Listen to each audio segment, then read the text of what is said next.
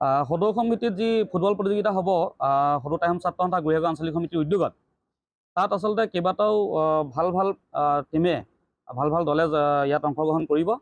কেইবাজনো আন্তঃৰাষ্ট্ৰীয় পৰ্যায়ত প্ৰশিক্ষণপ্ৰাপ্ত ৰাষ্ট্ৰীয় পৰ্যায়ত খেলা খেলুৱৈ আচলতে অংশগ্ৰহণ কৰিব। বিশেষকৈ এটা মহিলা ফুটবল দল আহিব, যিটো প্ৰদৰ্শনীমূলক এদিন খেল হ'ব। চূড়ান্ত খেলৰ আগদিনা এখন মহিলা খেল অনুষ্ঠিত হ'ব। আৰু মই কেইটামান দলৰ কথা ক'ব বিচাৰিছোঁ, 2-3টা দলৰ উল্লেখ কৰিছোঁ। নগাঁও ফুটবল দল, আমাৰ যোৰহাট দাদুল FC, আৰু আপোনাৰ জাগুন দল, গড়গাঁও, এনেকৈ কেইবাটাও দল আচলতে অংশগ্ৰহণ কৰিব। আটাইখিনি দলৰ নাম ক'ব বিচৰা নাই।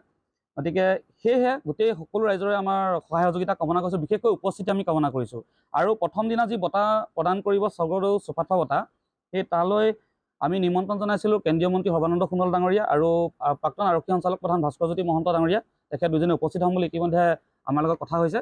গতিকে সেই ক্ষেত্ৰতো আমাৰ যিসকল স্থানীয় দল সংগঠন বা অন্যান্য ৰাইজ আছে, সকলোৰে সহযোগিতা কামনা কৰি উপস্থিতিটো আমি কামনা কৰিছোঁ। গৰিয়াগৰ আঞ্চলিক সমিতিৰ উদ্যোগত আৰু সমূহ ৰাইজৰ সহযোগত আমি গৰিয়াগৰ হাইস্কুল ইণ্ডাষ্ট্ৰিয়েল ইনষ্টিটিউট খেলপথাৰত অসম ভিত্তিত 26 মে'ৰ পৰা 9 জুনলৈ এখনি ফুটবল খেলৰ আয়োজন কৰা হৈছে। আৰু সেই সন্দৰ্ভত আমি সমূহ ৰাইজক জনাব বিচাৰিছোঁ আপোনালোকৰ মাধ্যমৰ যোগেদি যে গৰিয়াগত আজি বহু বছৰৰ মূৰত এখনি ফুটবল খেল সদৌ টাইম ছাত্ৰ সন্থাৰ উদ্যোগত যি অনুষ্ঠিত কৰিবলৈ লোৱা হৈছে, 14 দিন সম্পূৰ্ণ হ'ব। আচলতে অসমৰ বহুতো নামী দামী দলে ইয়াত অংশগ্ৰহণ কৰিব। কেইবাজনো আন্তঃৰাষ্ট্ৰীয় পৰ্যায়ত প্ৰশিক্ষণপ্ৰাপ্ত আৰু ৰাষ্ট্ৰীয় পৰ্যায়ত খেলা ISL আদিত খেলা কেইবাজনো ফুটবলাৰ ইয়ালৈ আহিব খেলিবলৈ। গতিকে আমি ভাবোঁ এখন আকৰ্ষণীয় ফুটবল খেল অনুষ্ঠিত হ'ব। গতিকে সকলো ৰাইজৰ সহযোগিতা আমি এই ক্ষেত্ৰত কামনা কৰিছোঁ। আৰু এখন মহিলা ফুটবল খেল আপোনাৰ প্ৰদৰ্শনীমূলকভাৱে অনুষ্ঠিত হ'ব চূড়ান্ত খেলৰ আগদিনা। গতিকে সেই ক্ষেত্ৰতো ৰাইজৰ সহযোগ আচলতে আমি কামনা কৰিছোঁ। আৰু দ্বিতীয় কথাটো হ'ল, এই খেলখনৰ লগত সংগতি ৰাখি সদৌ টাইম ছাত্ৰ সন্থাই পোনপ্ৰথমবাৰৰ বাবে চাউফা চুপাতপাৰ নামত স্বৰ্গদেউ গদাধৰ সিংহৰ নামত এটি বঁটা প্ৰদান কৰিবলৈ আচলতে সিদ্ধান্ত গ্ৰহণ কৰিছোঁ। সেই বঁটাটিৰ ক্ষেত্ৰত আমি আপোনালোকক সকলোকে জনাব বিচাৰোঁ যে গদাধৰ সিংহ এনেকুৱা এজন স্বৰ্গদেউ আছিল, চাউফা আছিল, যিজনৰ নেতৃত্বত ভাগি যোৱা আহোম ৰাজ্যখন আচলতে এখন শক্তিশালী ৰাজ্যলৈ আৰু গঠনমূলক হিচাপে গঢ় লৈ উঠিছিল। গতিকে সেইজন গদাধৰ সিংহৰ নামত, চাউফা চুপাতপাৰ নামত আমি আচলতে বঁটাটি ঘোষণা কৰিবলৈ পাই আমি ভাল পাইছোঁ, নিজে সুখী হৈছোঁ তেখেতৰ নামত বঁটাটি দিবলৈ পাই। গতিকে আমি সেই বঁটাটি যিকেইজন ব্যক্তি, কেইবাজনো ব্যক্তি আছিল, তাৰ ভিতৰত আমি দুজনমান ব্যক্তিক আমি নিৰ্বাচিত কৰিছোঁ। সেই বিষয়ে আচলতে আপোনালোকৰ আজি সংবাদ মাধ্যমৰ যোগেদি আমি প্ৰকাশ কৰিব বিচাৰিছোঁ। প্ৰথমজন হ'ল অৰ্জুন ভোগেশ্বৰ বৰুৱা বৰ্তা। তেখেত ক্ৰীড়া ক্ষেত্ৰত তেখেতৰ যি অৱদান, সেই বিষয়ে আমি আপোনালোকে নক'লেও বুজিব। ভোগেশ্বৰ বৰুৱাৰ বিষয়ে আকৌ নতুনকৈ ক'ব প্ৰয়োজন নাই। গতিকে তেনেজন ব্যক্তিক আমি এই চাউফা চুপাতপা বঁটাৰে আচলতে সন্মান কৰিব বিচাৰিছোঁ। দ্বিতীয়জন ব্যক্তি হ'ল তিলেশ্বৰ মহন ডাঙৰীয়া, বকতা ঠাকুৰ। তেখেতে টাই ভাষা সংস্কৃতিৰ ওপৰত বহুত নীৰৱে কাম কৰি গৈছে। তেখেতে টাই ভাষা সংস্কৃতিৰ প্ৰথম বীজ ৰোপণ কৰাৰ মানুহজন তিলেশ্বৰ মহন ডাঙৰীয়া, এজন নীৰৱ সাধক। তেখেতে কোনো প্ৰচাৰ বিমুখ এজন মানুহ।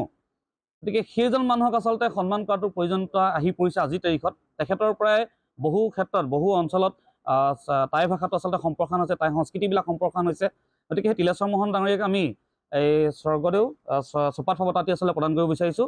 তৃতীয় এগৰাকী ব্যক্তি হ'ল সময় গগৈ। আপোনালোকে দেখি আছে ইউটিউবাৰ সময় গগৈ ডাঙৰীয়াক। তেখেতে বৰ্তমানলৈকে 50তকৈ অধিক দুখীয়া মানুহৰ ঘৰ নিৰ্মাণ কৰি দিছে। বহুত দৰিদ্ৰ শ্ৰেণীৰ লোকক তেখেতসকলে সহায় কৰি আহিছে, আপোনালোকে বিভিন্ন ক্ষেত্ৰত দেখি আহিছে। গতিকে তেনে এজন ব্যক্তিক, আৰু তেখেতে যিটো প্ৰজেক্ট সোণৰ অসম ষ্টাৰ্ট কৰিছে, সেইটো অত্যন্ত সুখৰ বিষয়। তেনে এজন ব্যক্তিক আমি উৎসাহ জনোৱাটো আমাৰ প্ৰয়োজন বুলি ভাবোঁ। সেইকাৰণে সেইজন ব্যক্তিক আমি সেই স্বৰ্গদেউ চুপাতপা বঁটাটো আমি প্ৰদান কৰিব বিচাৰিছোঁ। আৰু এগৰাকী ব্যক্তি হ'ল আপোনালোকে চিনি পাব ইন্দ্ৰাণী ৰাজকুমাৰী ডাঙৰীয়ানী, সদৌ অসম মহিলা সমিতিৰ তেখেত সম্পাদিকা। তেখেতে বৰ্তমান সময়লৈকে প্ৰায় 600তকৈ অধিক বাল্য বিবাহ ৰোধ কৰি সমাজখনলৈ শুভবাৰ্তা কঢ়িয়াই আনিছে। তেখেতে অকল অবলা নাৰী, যিসকল দুৰ্ভগীয়া নাৰী, যিসকলে নিৰ্যাতিত হৈছে বা অন্য ধৰণৰ যেনে বিপদত পৰিছে, তেনেকুৱা নাৰীৰ ক্ষেত্ৰত তেখেতসকলে গঠনমূলক কাম কৰি আহিছে। সংস্থাপন পৰ্যন্ত তেখেতসকলে দিয়াৰ ব্যৱস্থা কৰিছে। আৰু বিশেষকৈ নিৰ্যাতিত নাৰীসকলৰ ক্ষেত্ৰত তেখেতে নিজে আগভাগ লৈ আইনী প্ৰক্ৰিয়াৰে বহুতখিনি সমাধান কৰিছে। নিজৰ জীৱনকো তেখেতে তুচ্ছ কৰি বহু ঘটনাত তেখেত আচলতে আগবাঢ়ি গৈছে। গতিকে তেনে এগৰাকী নাৰীক আচলতে আমি সন্মান জনোৱাটো উপযুক্ত বুলি ভাবোঁ। গতিকে ইন্দ্ৰাণী ৰাজকুমাৰী নাম আমি নিৰ্বাচিত কৰিছোঁ এটা বঁটাৰ কাৰণে।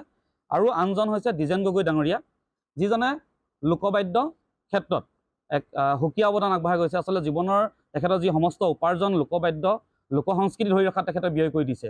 আপোনালোকে দ্বিজেন গগৈ ডাঙৰীয়াক চিনি পাব।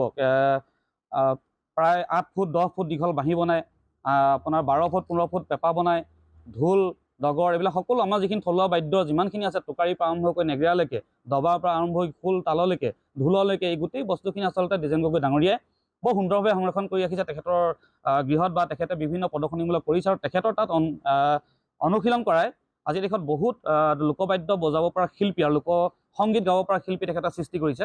গতিকে সেই ক্ষেত্ৰত তেখেতো মই ভাবোঁ উপযুক্ত এজন ব্যক্তি। গতিকে আমি এই 5জন ব্যক্তি, অৰ্জুন ভোগেশ্বৰ বৰুৱা ডাঙৰীয়া, ইউটিউবাৰ সময় গগৈ ডাঙৰীয়া, ইন্দ্ৰাণী ৰাজকুমাৰী ডাঙৰীয়ানী, আপোনাৰ দ্বিজেন গগৈ ডাঙৰীয়া, আৰু কি আছিলে তিলেশ্বৰ মহন ডাঙৰীয়া, আমাৰ টাই ভাষা যিখন বিদগ্ধ পণ্ডিত, সেই আটাইকেইজনকে আচলতে আমি 5জন ব্যক্তিক স্বৰ্গদেউ চুপাৰফাষ্ট চাউফাষ্ট চুপাৰফাষ্ট বঁটাটো আমি প্ৰদান কৰিব বিচাৰিছোঁ। এই ক্ষেত্ৰখিনি আপোনালোকৰ সংবাদ মাধ্যমৰ যোগেদি আমি এইকাৰণে জনাব বিচাৰিছোঁ যে যিকোনো বঁটা প্ৰদান কৰাৰ নামত বা অন্যান্য নামত আমি বিভিন্ন সময়ত বহু ক্ষেত্ৰত বিতৰ্কমূলক কিছুমান বস্তু দেখি আহিছোঁ, বা অন্যান্য কিছুমান বস্তু আমি শুনিবলৈ পাওঁ।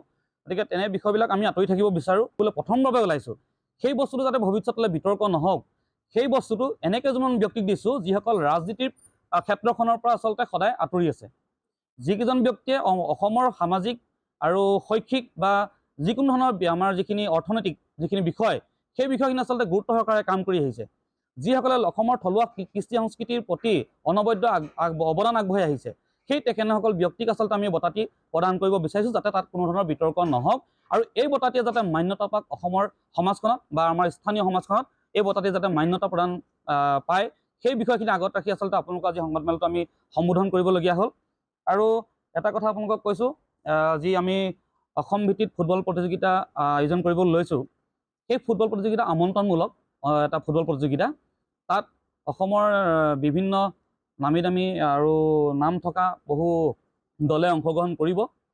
সেই ক্ষেত্ৰখিনিত 14 দিন যিহেতু সম্পূৰ্ণ আমাৰ ফুটবল খেলখনি অনুষ্ঠিত হ'ব, সেই ক্ষেত্ৰখিনিত যাতে কোনো ধৰণৰ অপ্ৰীতিকৰ পৰিস্থিতি নহয়, আমি যাতে সুচাৰুৰূপে ফুটবল খেলখনি যাতে পৰিচালনা কৰিব পাৰোঁ, সেই বিষয়খিনিত আমি স্থানীয় ব্যক্তিসকল, জিলা প্ৰশাসন তথা ৰেফাৰী সন্থা আৰু আপোনালোক সাংবাদিক বন্ধু বান্ধৱ যিসকল আছে, সাংবাদিক সন্থা, সকলোৰে আমি আচলতে সহযোগিতা বিচাৰি এই আজিৰ সংবাদমেলখন আয়োজন কৰিছোঁ।